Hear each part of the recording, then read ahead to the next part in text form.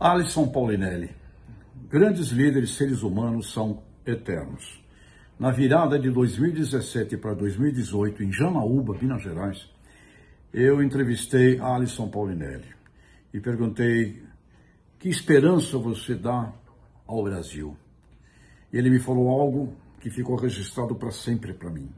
Ele disse: é muito importante que a sociedade civil organizada se organize, porque, sem dúvida, dizia Alisson, a democracia é o melhor sistema de governo. Mas, se você não estiver organizado, você vai receber aquilo que está mal organizado, porque o governo é uma interdependência muito difícil. Precisamos que todo o Brasil se organize para que a gente possa realmente usufruir o melhor do sistema democrático. E ele terminou dizendo: eu não creio mais que somente governos consigam nos levar ao futuro. É muito importante a sociedade civil organizada. Eterno Alisson, para sempre em todo este universo.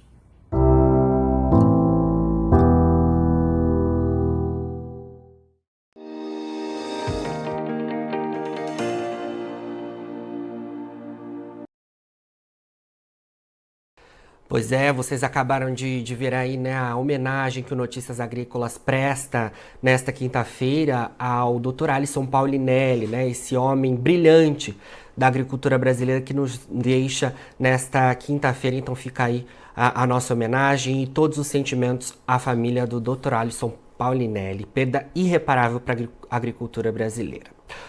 Bom, eu vou falar sobre o mercado do petróleo agora, porque a gente tem acompanhado nos últimos dias que o mercado tem caído bastante, né, nas bolsas internacionais. No entanto, na sessão de quarta-feira a gente teve uma certa recuperação dos preços, altas até expressivas sendo registradas, e nesta quinta-feira o mercado opera ali com leves ganhos, praticamente próximo da estabilidade, mas a gente vai tentar entender todo esse cenário e também o que pode movimentar mais fortemente os preços ao longo dos próximos dias. Para isso, eu converso com o Thiago Davino, ele que é analista de mercado da Agriinvest. Thiago, boa tarde, obrigado por estar presente aqui com a gente. Boa tarde, Jonatas. Muito obrigado a vocês pelo convite. Vamos aí conversar sobre o petróleo, que anda chatinho ultimamente, né? Sem muitas oscilações bruscas. Exatamente, exatamente. A gente que viu, né, nos últimos dias o mercado caindo bastante, né, Thiago? Se a gente for olhar o acumulado, né, de um mês, aí a gente tem uma queda. No entanto, ontem a gente teve essa alta aí, né, de alguma forma em correção, e hoje o mercado novamente volta aí nesse patamar praticamente lateralizado. O que você destacaria deste mercado que subiu forte ontem e que hoje opera aí praticamente próximo da estabilidade? O principal ponto para essa queda acumulada em 30 dias é o fator macro na economia global, né? Sinalizações dos principais bancos centrais dos países desenvolvidos, Banco Fed nos Estados Unidos, o BCE na zona do euro, o BOE na Inglaterra, sinalizando continuidade de apertos monetários. E isso gera preocupações com relação à saúde da economia global. Vai entrar em recessão? Não vai entrar em recessão? A China também, que não reage com seus números muito ruins em desempenho, tudo isso trouxe uma pressão de baixa nesses últimos 30 dias para o petróleo. E com preço muito baixo, como a gente estava vendo até a terça-feira, os números começam a atrair demanda, e foi o que mostrou os dados dos estoques ontem semanais dos Estados Unidos, com uma queda muito brusca do estoque bruto, né, esperado 1,7 milhões de bilhão de 1 milhão e 700 mil barris de queda de estoque, caiu quase 10 milhões. Né? Então, isso é importante porque ele vai sinalizando que é um piso para o petróleo. Ali ele começa a atrair muita demanda, ao redor de 68, 66 dólares.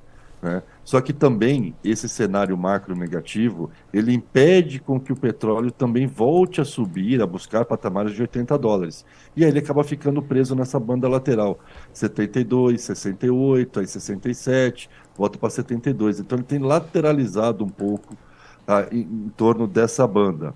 E aí, de um lado, a força negativa é o macro, e do lado positivo é que o preço baixo já começa a estimular a demanda. Certo. Vamos falar um pouco mais sobre esse cenário macro daqui a pouco, Thiago.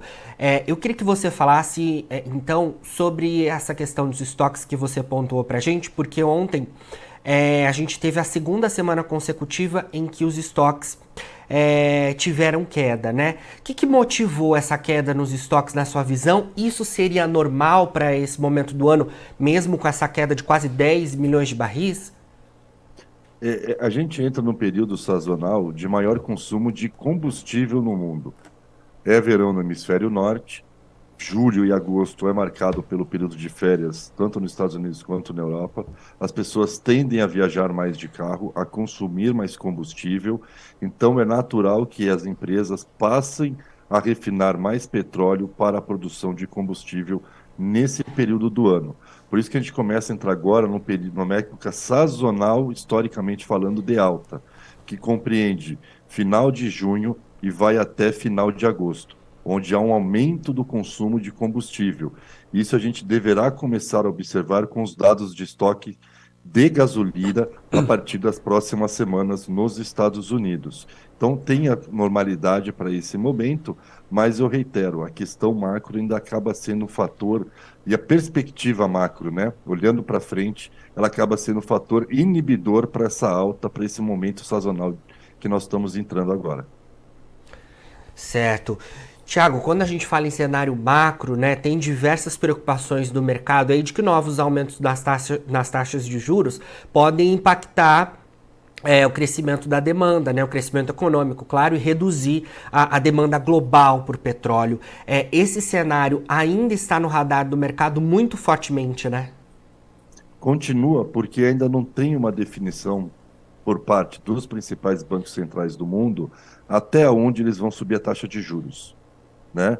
Há 2 semanas atrás, o Fed surpreendeu o mundo ao sinalizar mais 2 altas de juros, sendo que o mercado só acreditava em mais uma alta de juros, tá? E ontem o Powell voltou a frisar que mais altas serão necessárias. E aí o mercado fica na incerteza. Mas vai subir mais 2? Será que tem risco de mais 3? Mas não era preciso só mais uma? Então, essas incertezas que geram receio de que esse aperto monetário, que não parece ter fim nos países desenvolvidos, possa vir a trazer uma recessão para as economias maduras no mundo. E aí, consequentemente, impacta também os países emergentes, como a China. E aí a demanda global tende a ficar abaixo do esperado. Então, o cenário macro ele acaba sendo um fator momentâneo não, ainda ele vai mais uns 2, 3 meses, de inibir o potencial de alta do petróleo num período sazonal que seria de ganhos para o preço da commodity. Incerteza é o grande problema do momento. Até onde vai a alta de juros nos países desenvolvidos? Nem o pessoal do Banco Central sabe. Então, certeza gera, né, cautela por parte do mercado. Com certeza, o mercado fica apreensivo, né? E de alguma forma em movimento mesmo de proteção, né? De cautela. Exato, exato. Tiago, e essa preocupação, como você falou, envolve os países desenvolvidos de um modo geral, e é claro, impacta nos subdesenvolvidos também, como o Brasil.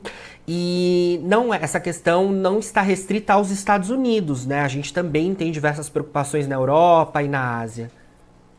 Exatamente. Na Europa, a economia dá claros sinais que está caminhando para uma recessão, e a Christine Lagarde, que é a presidente do Banco Central Europeu, reforçando que precisa subir mais os juros, porque não é admissível o nível atual de inflação lá na zona do euro. Só que se a economia já está padecendo, subindo mais a taxa de juros, o risco de uma recessão passa a ser iminente. E aí, isso tende a gerar menor consumo por parte da Europa de petróleo e derivados. E também temos a situação na Ásia, que é que preocupa a China. A China é o maior importador de petróleo do mundo. É o segundo maior consumidor de combustível, de petróleo e derivados do mundo. E a economia chinesa se esperava que ela fosse recuperar pós o fim das medidas de lockdown, feitas que acabaram em fevereiro. Porém, a China não dá sinais dessa recuperação que era aguardada, né? Os chineses, ao longo da pandemia, aumentaram em US$ 1 trilhão a sua poupança. Se imaginava que esse dinheiro, assim que fosse finalizado as medidas de lockdown, esse dinheiro viria rápido para o mercado, em forma de consumo, como ocorreu na Europa, como ocorreu nos Estados Unidos e como também ocorreu no Brasil, né? Na época da pandemia, as pessoas ficavam em casa, ao não sair de casa, você gasta menos, poupa mais dinheiro, e aí, quando as coisas voltam ao normal, a tendência é você usar essa poupança que você criou para voltar a consumir. E se tinha essa expectativa sobre a China, só que a China não. Os chineses continuam retraídos, continuam preocupados com o rumo da economia do país, porque a taxa de desemprego da população jovem está muito alta, acima de 20% lá na China. O número da construção civil não para de piorar, né? A forma de crescimento da China, baseada em investimento em infraestrutura, dá todos e claros sinais de que ela chegou no seu limite. Não tem mais como proporcionar uma manutenção de ritmo de crescimento alto para o gigante asiático. Então, a China acaba sendo um fator de muita preocupação. Se esperava essa retomada do consumo, ela não ocorre, e aí isso é mais um fator que ajuda a pressionar para baixo o preço do petróleo, ou pelo menos impedir com que ele pudesse voltar a US$ 80 o barril. Pegando os bancos estrangeiros, muitos estavam acreditando que o preço do barril do petróleo pudesse voltar a US$ 100, agora em julho, agosto, por conta disso, né? Aquela coisa do período sazonal de alta, com as férias na Europa e nos Estados Unidos, e a China retomando um rápido crescimento econômico, já que as pessoas não estavam mais em lockdown. Mas isso não tem ocorrido. E aí, por conta disso, está se frustrando e os bancos não param de cada vez mais revisar para baixo as suas projeções de petróleo. Já se fala em 70, US$ 80, que seria o teto, US$ 80 que seria aí o teto nesse período de verão do hemisfério norte. Exatamente.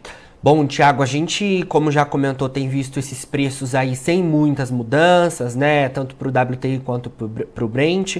A gente tem, claro, as correções que ocorrem, é natural do mercado, mas os patamares de preço a gente não tem visto tantas modificações como você pontuou, né? Os bancos estimavam aí os 3 dígitos, mas isso já claro, foi revisto diante de todas essas movimentações recentes. Eu queria saber de você o que a gente pode esperar de novidades com potencial para o mercado se movimentar mais fortemente e se há possibilidade dessas movimentações acontecerem? Olha, diante do quadro que vem colocando os bancos centrais de total indecisão deles de até onde vai a alta da taxa de juros, esse quadro não deve mudar tão cedo. Então, isso vai manter as incertezas até onde vai a taxa de juros nas economias maduras. Por conta disso, eu não vejo o petróleo com potencial nesse momento de fazer um rally, de romper, voltar para cima da casa dos US$ 80. Se ele se sustentar entre 75 e 78, já estaria de bom tamanho nessa verão no hemisfério norte, tá? Ao mesmo tempo, como a gente tem observado com essa queda recente, os estoques sendo consumidos de maneira mais rápida, ele vai criando também um piso para o preço ao redor de US$ 67. Eu acho que o mais provável no curto prazo, que são ainda dos próximos 30 dias, é nós vermos o petróleo operando aí US$ 68 a US$ 73, e caso nós tenhamos realmente confirmação de um maior consumo de combustível, ele podendo ainda ganhar mais uns US$ 5 ali para a virada de julho para agosto. Então trabalharia com um máximo de 78, então numa faixa aí de 68 a 78, mas mais preso por uma banda menor entre 68 e 72. Enquanto não tivermos uma clareza até onde vai a taxa de juros dos países desenvolvidos, o preço do petróleo tende a seguir relativamente empacado nos níveis atuais. Vamos acompanhar aí, então, esse cenário, né? E, claro, detalhando semana a semana toda essa movimentação e se a gente pode acompanhar essas novidades, né, Thiago? Obrigado mais uma vez pela sua entrevista. É sempre um grande aprendizado aqui pra gente falar com você, viu? É isso, eu que agradeço a todos os ouvintes, né? E vamos acompanhar o que os bancos centrais aí dos países desenvolvidos vão nos trazer ainda de política monetária. Isso é crucial para o movimento do petróleo, para o movimento das commodities agrícolas, para o dólar também e para o mercado acionário. política monetária, ela interfere em todos os ativos do mundo e por isso que ela é muito importante. E o petróleo, que vive muito sob expectativa de demanda, é um dos mais afetados. Com certeza. Thiago, obrigado pela sua entrevista mais uma vez. Eu agradeço. Até mais. Tchau, tchau. Bom trabalho. Até mais. Bom final de semana. Bom, conversamos então com o Thiago Davino, ele que é analista de mercado da Agrinvest, a gente falando sobre as movimentações no mercado do petróleo nesta reta final de semana, trazendo para vocês todo o resumo, né, de como foi a semana, de movimentação nos preços e também as perspectivas para esse importante mercado. Eu não posso deixar de falar para vocês que a gente está nos últimos dias, né, no finalzinho aí das inscrições do prêmio A Melhor História de um Agricultor e você pode participar. Lá no nosso site tem todas as informações sobre essa premiação. É muito simples, é só você gravar um vídeo e mandar para a gente através do WhatsApp. Tudo tá certinho lá na home do nosso site e é muito fácil.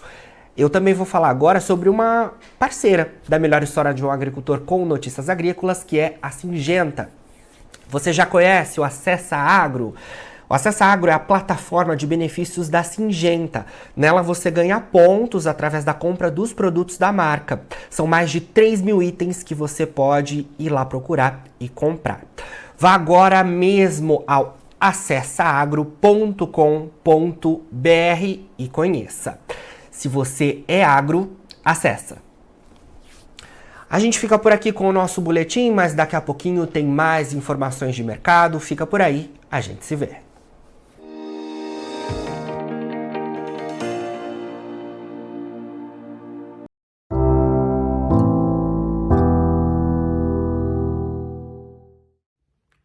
Nós aqui da Federação das Cafeicultores do Cerrado, da região do Cerrado Mineiro, gostaríamos de deixar os nossos sentimentos a todos os familiares do Dr. Alisson Paulinelli e agradecê-lo pelo imenso legado que ele deixou para toda a agricultura tropical, em especial aqui para a nossa região do Cerrado Mineiro, em ter viabilizado toda a nossa cafeicultura com o seu trabalho de ciência, tecnologia e pesquisa, liderando o maior movimento da agricultura mundial aqui no nosso país. Nosso muito obrigado e que onde quer que o senhor esteja, que o senhor continue com essa energia empreendendo e levando a desenvolvimento em todos os sentidos. Muito obrigado.